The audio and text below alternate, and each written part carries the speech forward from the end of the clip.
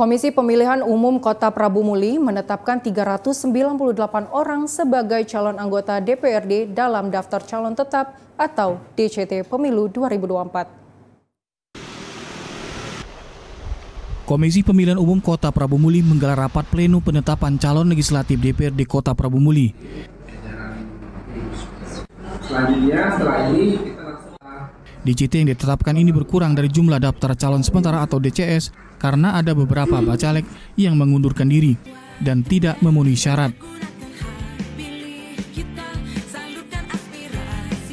Ketua KPU Prabu Muli, Marjuansa, mengatakan bacalek yang mengundurkan diri dan tidak memenuhi syarat berasal dari Partai Nasdem, PKS, Hanura, dan Partai Amanat Nasional.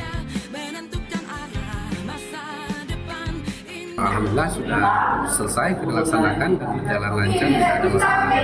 Total kita menetapkan sebanyak 398 daftar calon tetap untuk calon anggota DPRD tingkat Kota Prabu Muli.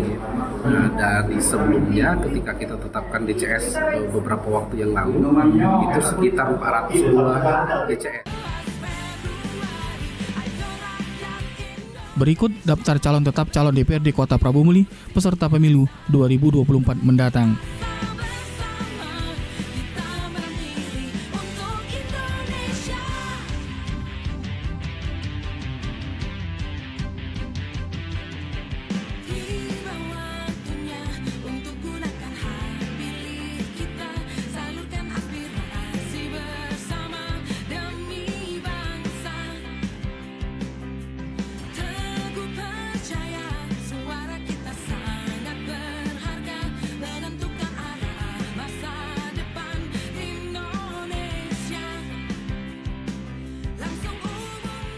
Aldi Efriansyah, Tim Liputan TVRI Sumsel melaporkan.